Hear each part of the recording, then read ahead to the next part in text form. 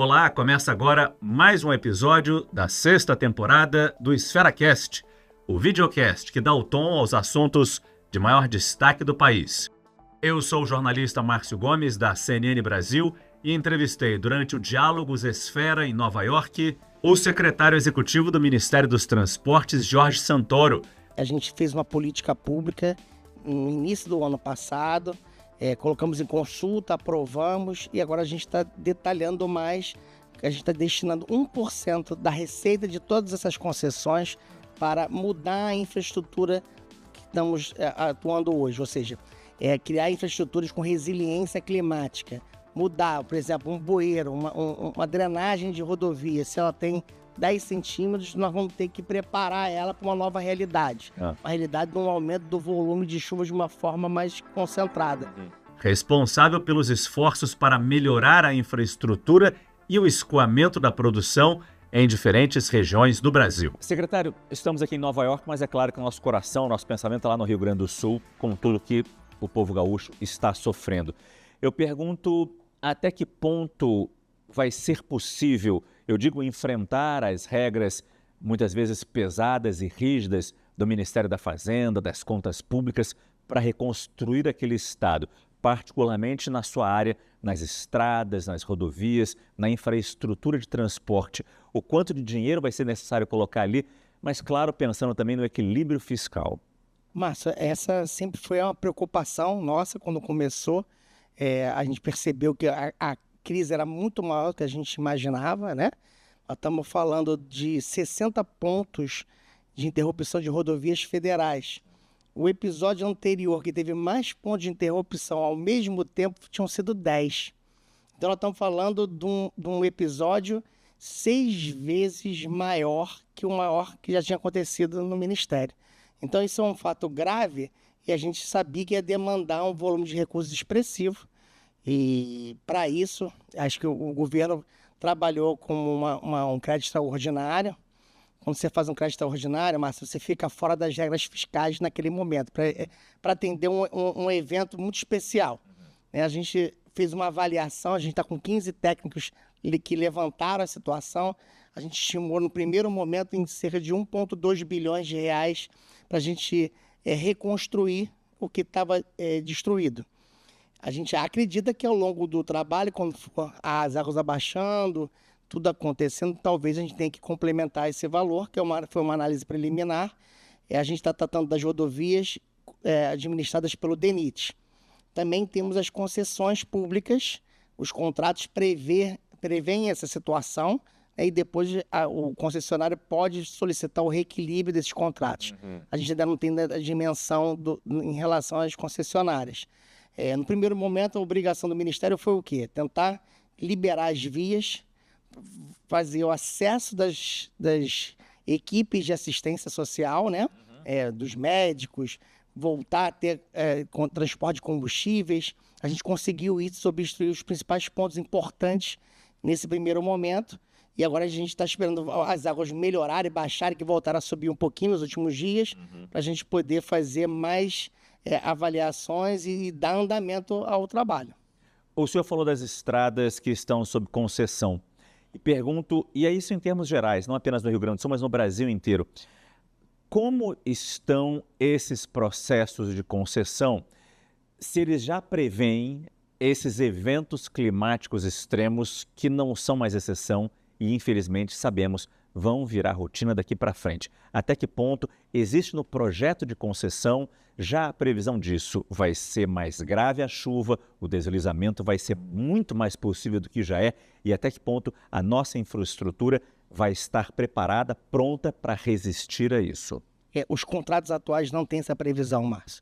A gente fez uma política pública no início do ano passado, colocamos em consulta, aprovamos e agora a gente está detalhando mais, a gente está destinando 1% da receita de todas essas concessões para mudar a infraestrutura que estamos atuando hoje, ou seja, criar infraestruturas com resiliência climática, mudar, por exemplo, um bueiro, uma drenagem de rodovia, se ela tem 10 centímetros, nós vamos ter que preparar ela para uma nova realidade. Uma realidade de um aumento do volume de chuva de uma forma mais concentrada.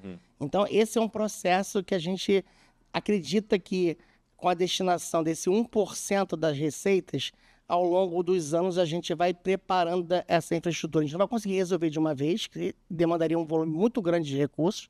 Então, a gente vai, aos poucos, atualizando essa infraestrutura, melhorando as pontes, aonde tiver que fazer mudar a posição delas, mudar as cabeceiras, mudar toda a parte de bueiro, que se chama bueiro, drenagem das pistas, e também vários projetos de mudança climática, ou seja, preparar a rodovia para um combustível mais alinhado com a linha verde, ou seja, colocar pontos de abastecimento de carros elétricos, talvez um pouco no primeiro momento para carga, tirar o diesel e botar um caminhão gás liquefeito. A gente trabalhou nesse sentido. Isso vai custar muito caro. Vai ser necessário aumentar imposto para fazer isso? De onde virão os recursos para essa mudança que é geral e radical até? Então, na verdade, no primeiro momento, em relação às concessionárias, a gente está destinando um pedaço desses recursos para que já é cobrado do pedágio. Não vai precisar aumentar pedágio, não precisa fazer nada. A gente enxugou um pouquinho os contratos e está tirando de várias outras despesas para incluir essas mudanças. Então, a gente está... Todos os novos contratos já vão sair assim. E os antigos, a gente está num processo que eu comentei agora há pouco no evento, que é um processo chamado de otimização desses contratos. A gente está pegando contratos, cerca de 14 contratos já mais antigos, de rodadas de licitação da década de 90, início dos anos 2000, que tem vários problemas. Nós estamos resolvendo esses problemas e nessa resolução desses problemas, a gente está fazendo um ramp-up dessas tarifas ao longo do tempo, melhorando um pouquinho as tarifas, elas estão muito abaixo do mercado, para a gente comportar esse tipo de despesa nesses contratos. E nas estradas que não estão em concessão? As estradas que não estão em concessão, aí é despesa pública, Márcio. Então, a gente, com a PEC da transição, o Ministério dos Transportes ganhou um volume muito grande de recursos, a mais do que vinha nos governos passados. Então, a gente tinha uma média de manutenção de 3 bilhões por ano. E o ano passado a gente chegou a aplicar só em manutenção 10 bilhões. Então, a nossa média de manutenção pulou de 3 para 8 bilhões. Isso já ajuda, por exemplo, nesse momento da crise, todo o Rio Grande do Sul estava coberto de contratos de manutenção. Então, já tinha empresas contratadas para ir lá e dar suporte naquele primeiro momento. Eu não tenho empresas ainda contratadas para resolver um talude que caiu a encosta. Aí eu consigo fazer isso por contratos emergenciais. Isso vai me demandar. Vou dar um dado para você que impressiona. Em 2022, o Ministério gastou cerca de 2021, 200 milhões de reais para emergências climáticas. 2022, esse número já pulou para 400. 23, nós fomos para 800. Para remediar as emergências climáticas. Exatamente. E esse ano, antes do Rio Grande do Sul, a gente já estava em 600 milhões aplicados já. Quando entrou o Rio Grande do Sul agora, a gente vai bater mais de 2 bilhões de reais até o final desse ano. Quando que a gente vai inverter a conta? E nem digo só no transporte, mas no país em geral. Gastar menos na remediação e mais na prevenção. Esse é um planejamento. A gente teve uma contratação apoiada pelo GIZ da Alemanha, em que a gente mapeou os locais que vão sofrer maior problema ambiental nos próximos anos, crises climáticas. A partir desse mapeamento que foi feito, a gente está atualizando os dados agora, a partir dos últimos eventos, a gente vai ter um planejamento para ir aos poucos dentro do meu marco fiscal, porque eu tenho um limite de gasto anual que a Fazenda me dá, senão eu teria que gastar bilhões de reais para atualizar a infraestrutura. Então, a gente vai fazer um planejamento de médio prazo, que a gente discutiu na semana passada com o Banco Mundial aqui em Washington. A gente teve uma discussão sobre esses assuntos com o Banco Mundial e a gente está incluindo esse planejamento agora, a partir desse ano, para a gente fazer no Ministério. Secretário, eu tenho aqui 3 perguntas que eu estou fazendo para todos os entrevistados e peço apenas que sejam respostas de bate-pronto. Tá bom. A primeira, de 0 a 10, quanto o caos tributário impede gestores de investirem no Brasil? Diria que em torno de 10%. 10. Nota 10. Nota 10. E o quanto que a reforma tributária vai diminuir esse problema? Eu acho que a reforma tributária vai diminuir muito. Muito mesmo. E só que a gente vai precisar de um tempo de compreensão dos empresários. Porque eles têm que entender que a mudança é muito grande na reforma tributária.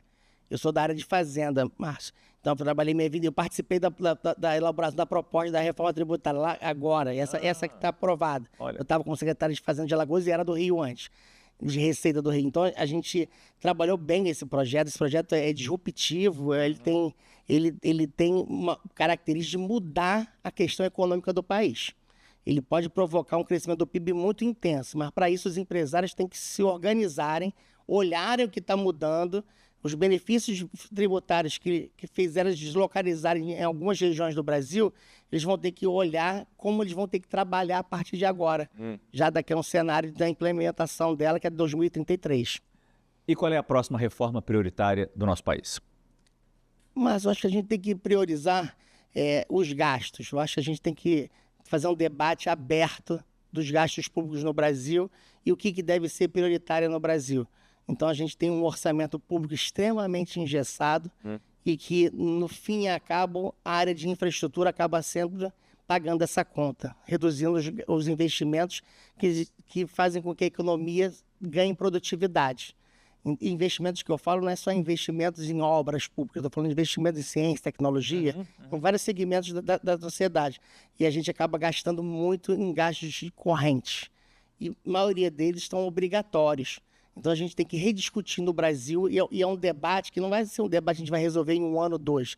É um debate público que a gente tem que fazer por pontos e ganhando volume e acelerar. Muito obrigado. Obrigado, disponha.